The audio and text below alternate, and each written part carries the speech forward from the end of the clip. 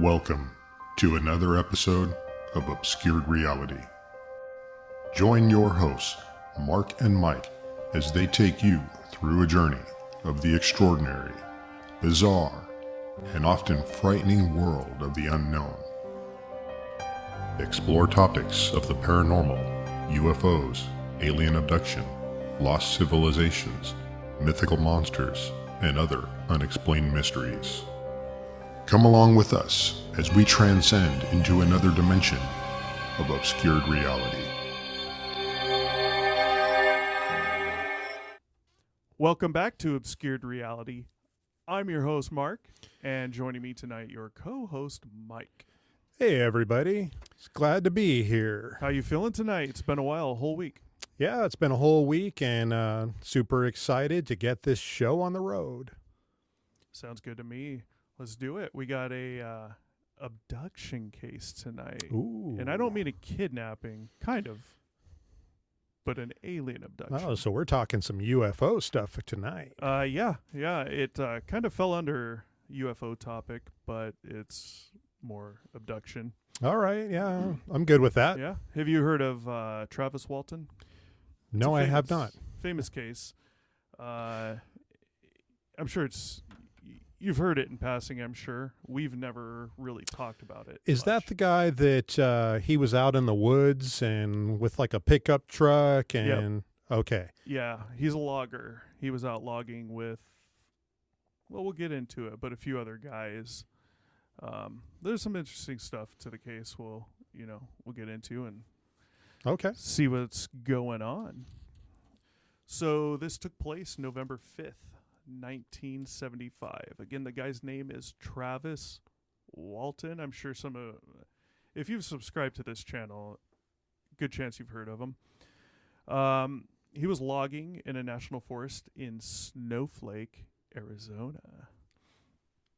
He went missing for 5 days and 6 hours. Don't know that the hours matter, but that's what happened. There was days of searching via helicopter and scent dogs.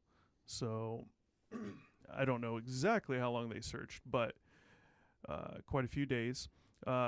Travis Walton said, and I'm quoting from where I pulled this from, it said, Travis Walton says he reappeared by the side of the road near Heber, Arizona.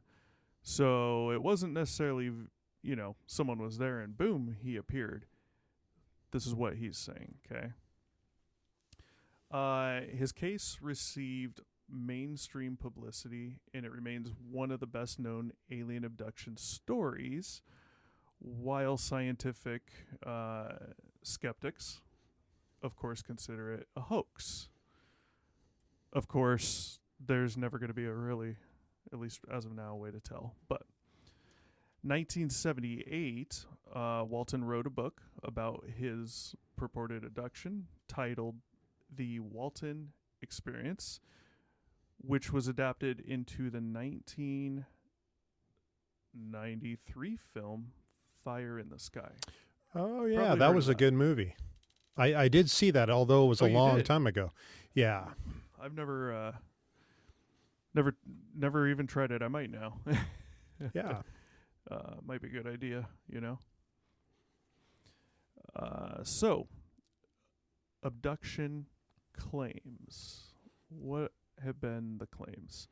While riding in a truck with 6 of his coworkers, so it sounds like 7 people total, right? Damn, what do you have, a Suburban or something? I hope they weren't all sitting in the front seat of that pickup truck, and I hope it wasn't a stick shift. Yeah, I like the humor. My guess is somewhere sitting in the back. You figure logging out in the middle of a forest. So they're all sitting in the bed of the truck and I would assume so. probably drinking a few beers. Well, we don't want to assume things. Okay. There's no evidence of that. I don't know. Yeah. But who knows? I mean, I'm sure our gardeners drink once in a while too. So whatever. So 6 of them, 7 total, him and 6 coworkers, allegedly encountered a saucer-shaped object hovering over the ground approximately 110 feet away from where they were, and it was making a high-pitched buzz. After he left the truck and approached the object, a beam of light suddenly appeared from the craft and knocked him unconscious. The other 6 men were frightened and supposedly drove away. So they just left him out there? Well, it beamed him up, Scotty, so he was gone. Scared the crap out of them. They left. So it's not like he was unconscious, boom, laying there on the ground. I would assume they'd try to help. Okay, so they hit him with something. He's unconscious, some kind of a beam of light, and then he's gone. Yep. Wow. Yeah. So, let's see here. He awoke in a hospital-like room, being observed by 3 short, bald creatures. I mean, that sounds like half the doctors I've ever seen. Bald. He claims he fought with them until a human wearing a helmet led Travis to another room, where he blacked out as 3 other humans put a clear plastic mask over his face. He remembers nothing else until he found himself walking along the highway 5 days later. So does it talk about like his time? Did 5 days pass for him, or did it just seem like a few minutes? He was missing for 5 days. So when he was with his coworkers and they supposedly saw this and it beamed him up, at that point, 5 days later, he reappeared. Does it say if it felt like 5 days to him, or if to him it only seemed like 6 hours? Or I found nothing on that. Okay. I could probably dig a little deeper, and just for you guys out there in the ether, a lot of this info on this story was pulled from Wikipedia. I know there's a lot of people have doubt about Wikipedia. I'll say this. In my experience, other things I've known and looked into and definitely knew facts about, when I went and read a Wikipedia article about it, it was exactly the same. It was spot on. I've heard issues, and I'm aware of that. And of course, if there's mistakes, I'll correct them in the future. No issues with that. If there's anything that comes across possibly is not part of the facts and it's obtained from Wikipedia, I'll question that and look elsewhere. But I've heard the story before. This all jives. So, it's like, this may be completely wrong, but this kind of goes to time dilation and to time what? Time dilation. Okay. So it's your perceived time. And this is kind of along the lines of time travel.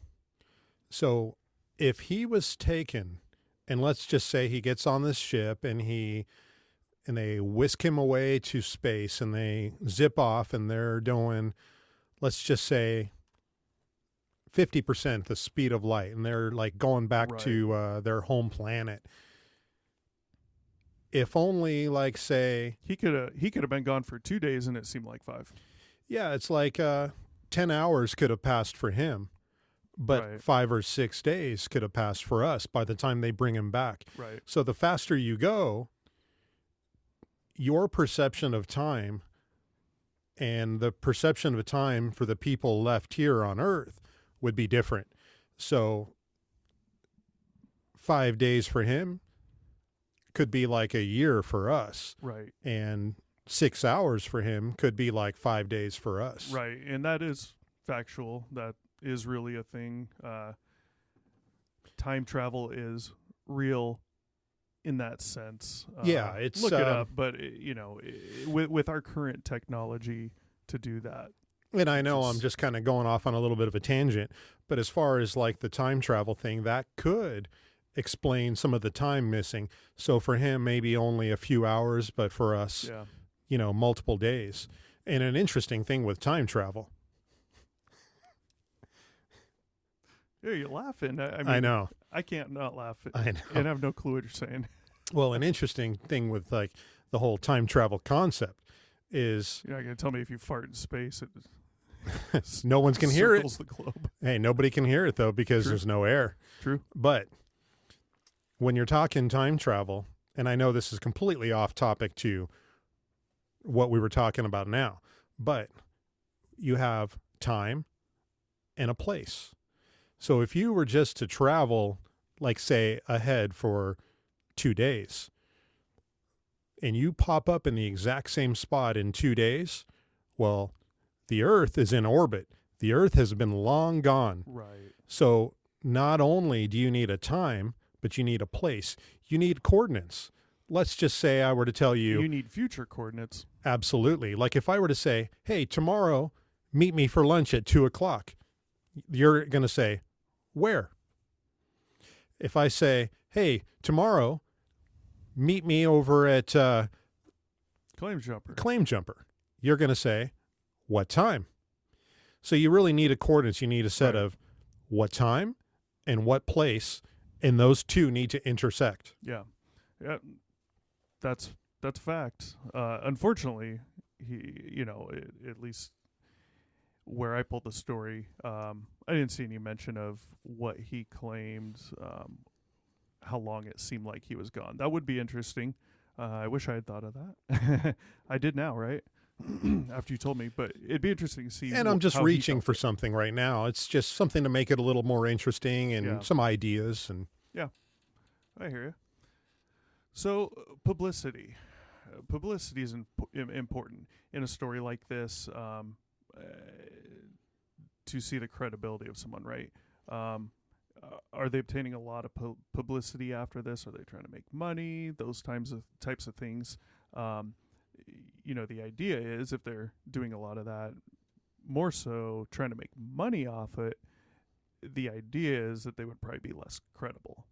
So publicity. In the days following his UFO claim, the National Enquirer awarded Walton and his coworkers a $5,000 prize for best UFO case of the year after they were said to have passed polygraph tests administered by the Enquirer and the Aerial Phenomena Research Organization, or APRO. that's kind of interesting because now Yeah. it gives you a little bit of motivation to come up with this story. Well, it gives you motivation if you knew beforehand that they were looking for that. Yeah, but how And could they you might not have know? been. You come up with a good story and someone's going to pay for that. But it might not have been an idea at all in True. the Enquirer's head, right? Okay. It could have just happened. They came out with their story. Enquirer said, "We want you guys here. Here's $5,000." And this is 1975, you said? So $5,000 in 1975 might have been That's a like lot. $25,000 today. It's a damn car. Yeah. Back then, maybe. Might account for the size of that truck they were in. Yeah. But yeah, so that's a good point. We just don't know if this was, if the Enquirer was going to do this. We don't know if that was public knowledge prior. It very well could have been, very well could not have been. I would tend to say probably not, just because it wasn't mentioned. And I would think it would have been mentioned. However, Yeah. I don't know. Walton, his older brother, and his mother were described by the Navajo County, Arizona sheriff as longtime students of UFOs. So that's important. Not necessarily just because him and members of his close immediate family were described as longtime students of UFOs, but because the sheriff said it. That tells me either the sheriff has had some run-ins with them. They're known to the local law enforcement in a negative manner, or at the time where he lived could have been a small town and everyone knows everyone. Did they ask or did they say anything about like his criminal history or No. anything? Nothing like that. So No. his encounters, were they necessarily negative, or could it have been? Don't know. Okay. That's what I'm saying. Yeah. To me, the sheriff thing comes up, could be a red flag. I mean, was it means one of those two things? Was it like a small town and just everybody knew each other? I don't know where he lived. Okay. Honestly, but that's what I'm saying. It's either he lived in a small town, everyone knows everyone knows everybody, Yeah. or the sheriff's had a lot of run-ins and knows them, right? Again, I tend to think it would have been mentioned had it been a negative thing. But as I said, I believe in our introductory show, possibly, I personally don't like that. Like, I'm fine not knowing that, because too many will say these types of people can be credible, these types of people can't. Absolutely. You're from the backwoods of Alabama, you can't be credible. You're from backwoods of Alabama and you drink a 12-pack every day, you definitely can't be credible. Whereas I say, why not? If that guy's drinking a 12-pack every day, he's used to the alcohol. He probably doesn't even get buzzed anymore. Who are you to say that he didn't see what he saw? You know? Yeah, I completely agree. Who knows? I think it's just people trying to discredit. And I mean, if I were an alien, I would purposely pick somebody who nobody would want to believe. Well, I mean, if you had a choice and you're trying to stay like anonymous, that's a good point. you know, they're not gonna go to Los Angeles and, you know, appear right in the middle of you know. But how do you know? Well, you don't. So you walk outside and you notice you have an ant problem. You have a line of 5 million ants going from your garden to your front door, and you say to yourself, I want to pick one and keep them in a cup, you know, in a glass jar, right? You have zero way of saying or of figuring out, if you wanted to decide, I want to find a smart ant. You have no way of knowing. No. You're going to pick a damn ant, right? Yeah, And but you're going to single out like the lone wolf. You're going to, you know, maybe not, he Maybe. wasn't alone, but, you know, it'd be you're going to, easier. yeah, you're going to look for a rural area, something where there's not a lot of people. You're not going to make your presence known in front of like Times Square where there's like, you know, 10,000 people walking around. True. I'm just playing Yeah. off what you stated, which was look for someone of a specific type, but we might be ants to them, right? If they're real, they may have zero way of knowing anything about us. I mean, you got to think about it. They'd have to be able to communicate. And they wouldn't have to communicate with us, but they'd have to know English. They'd have to understand English or whatever country they're abducting from, and they'd have to know the language and be listening in on everything to be able to figure out someone to pick. It could be like Star Trek. They have a universal translator. I mean, whoever these aliens are, they have to be a lot more intelligent than us because they figured out how to get here. So they've got to be vastly more intelligent. Anyway. Maybe. Yeah. Or just vastly more advanced technology, not necessarily intelligent. You got to think, if you have another life form that's out there, let's just say there was life on Mars, okay? We can barely get to Mars. We could do it manned. The problem with doing it manned is that, correct me if I'm wrong, I think it would take about 6 months or so to get there with our current technology.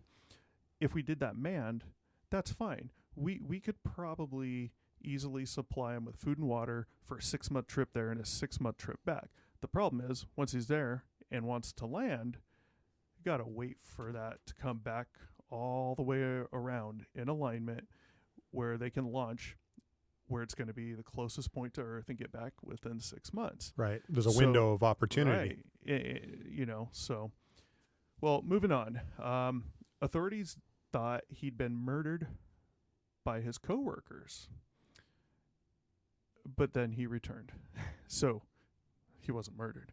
All of the coworkers who were there, who saw the spacecraft. They all took polygraph tests, and they all passed, except for one, and that one was inconclusive. So he didn't not pass. He just didn't pass, and he didn't fail. It couldn't come to any conclusion. Well, I'm sure he was nervous as all hell.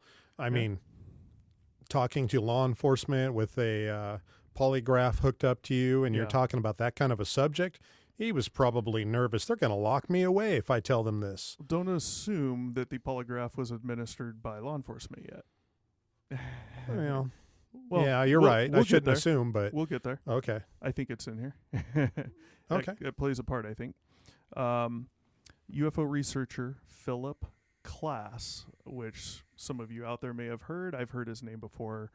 Who agreed that Walton's story was a hoax, perpetrated for financial gain, identified many discrepancies in the accounts of Walton and his coworkers. After investigating the case, Klass reported that the polygraph tests were poorly administered, that Walton used polygraph countermeasures, such as holding his breath, and that Klass uncovered an earlier failed test administered by an examiner who concluded the case involved gross deception. So, when it came out that he passed the polygraph, it turns out nobody knew he had already taken one that he failed. Which, how could you have two completely contrasting polygraphs about the same thing, assuming it was administered by the same persons and the same questions were asked? You would think the outcome would be relatively the same. Yeah. Not passed, not failed, right? Yeah, unless Complete something has changed inside of him, Right. like, his way of thinking or his acceptance of it. Mm-hmm. Maybe he was able to convince himself. Yeah. After a certain amount of time that, he wasn't nervous anymore talking about it. He may have just been nervous in the beginning, the first one. Right. And maybe he just got a little bit more comfortable afterwards. But Yeah, definitely. Cognitive psychologist Susan Clancy, never heard of her, proposed that Walton was likely influenced by the NBC television movie, The UFO Incident. It aired 2 weeks before his own claimed abduction and dramatized the alien abduction claims of Barney and Betty Hill. A lot of you out there, I'm sure, have heard of them. I have. Mike, have you heard of Barney and Betty Hill? no, I've Okay. never heard of him. We may have briefly discussed them a long time ago. I doubt it. I've read the story. I might be familiar with the story, but the name doesn't ring a bell. Yeah, I've read it, but I don't have a ton of interest in it. However, it will be in our lineup of shows at some point. It's in there. Walton's story, sharing the commonality with other alien abduction claims, and are made after such stories appear in films and on TV. Clancy noted the general rise in alien abduction claims following the showing of the UFO incident, and cites Klass's conclusions that after viewing this movie, I quoting, any person with a little imagination could now become an instant celebrity, concluding that one of those instant celebrities was Travis Walton.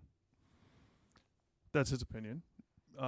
It is interesting that after that movie released, which was 2 weeks prior to Walton's claim, he said there was a rise in abduction claims. Unfortunately, Walton will fall into that. It doesn't mean he's lying, doesn't mean he's telling the truth, but he falls into it. There's no way around that. In 1978, Walton wrote the book The Walton Experience, detailing his claims, which became the basis for the 1993 film, as I mentioned earlier, Fire in the Sky. Paramount Pictures decided Walton's account was too fuzzy and too similar to other televised close encounters. So they ordered screenwriter Tracy Torme to write a flashier, more provocative abduction story. Walton's occasionally appeared at UFO conventions or on television. He sponsors his own UFO conference in Arizona called the Skyfire Summit. January 19th, 2021, Travis Walton appeared on episode 1597 of The Joe Rogan Experience. I don't think I've seen that yet. I might look it up now. Yeah, I've never seen that one either. Probably because, if I just see the name Travis Walton, I wouldn't know who he was. So now that I know, I'm going to look for it. Yeah. Well, so that's basically the end of the story. So now I'll just get into a little discussion of it. I think we already have discussed it pretty well, which is good. Yeah, and I like the idea of us discussing it as we're going along. It seems to kind of just flow. It's better. You don't want to, if something pops up in your head, an idea, a thought, an opinion, always my experience, if you wait till the end, you're going to lose something. So question it then, But yeah, I mean, overall, I can't tell you he's lying. I can't tell you he's telling the truth. You got 6 other witnesses. Unfortunately, they're coworkers, people he knew, maybe friends with. I don't know. I know there was some issues in the future, which were not in this article. Some interesting discrepancies going on with the claims between some of those guys. Maybe some falling outs, possibly. Who knows what, how, and why? But it's not about that. Ultimately, there's a story. It's up to you guys. You believe it, you don't believe it, whatever. I'm not pushing either or, but I'll give you my opinions. Yeah, I would like to believe him, even though he does have some motive to, come up with a story. And I could see a falling out with his friends if they didn't get a little bit of a little cut of that. Some kickback. Yeah, but you know what? It's a good story and it's a good topic to talk about, and I'd like to believe him. Yeah. Absolutely. I've seen some interviews with him. He seems like a reasonable, down-to-earth guy. Just one of us, just your average Joe. I don't know if he's an alcoholic or not. I don't know if he does drugs or not.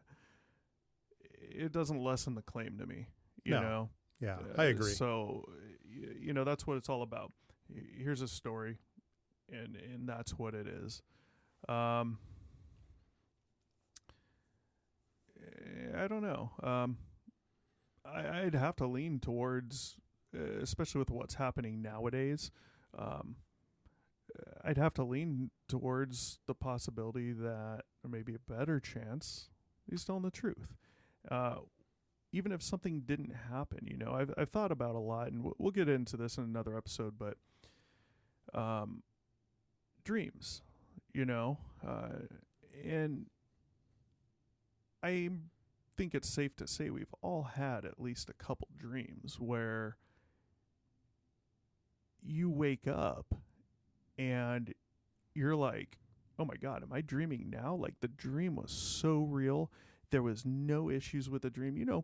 Like, I've had dreams where I'm sitting in a car and I'm talking to someone who's standing outside of my car on the passenger side looking in, but the scenery in the background is moving like I'm driving. But I can't be driving because someone's standing outside my car. There was none of that type of stuff in some other dreams, right? Where it's so real, you wake up and it's like you're there, and you even question, like, was that real? You remember the dream maybe a couple hours later after you're up, out and about, moving around, and you're just questioning, was that real? It's just so in your face, so real. All the details were correct. Unlike other dreams where, let's say, I don't know how to make it sound not weird, but let's just say I had a dream about you tonight and we're sitting here talking, okay? I might have a dream tonight where we're doing this, and I know for a fact in my dream it's Mike. However, the physical body sitting there is not. It might be a female, looks completely different, but I know it's you. Yeah. Dreams are so weird. So, yeah. For all I know, maybe he had a dream that was so realistic that he thought it happened. But you got to remember, you got 6 other people, at least at one point in time, that were backing his story. At least a portion of it. The flying saucer, beam of light, he disappeared. Yep. So Yeah, good point. that's where I stand on it. Who knows? Definitely interesting. So, any last thoughts before we wrap it up? No, I think that's going to do it for me. Cool. Well, as always, thank you for joining us at Obscured Reality. If you have a story and you want us to put it out there, shoot us an email, obscuredr1@gmail.com. The typical like, share, subscribe. That would be awesome. In the comments, let us know what you want to hear. If you have anything in particular, any publicly known stories, let us know. We'll throw them in the lineup and do them. And with that, we're out. Catch you next time. Thanks for watching. Be sure to check back with us often for new episodes. Feel free to drop a comment, and don't forget to like, share, and subscribe to Obscured Reality.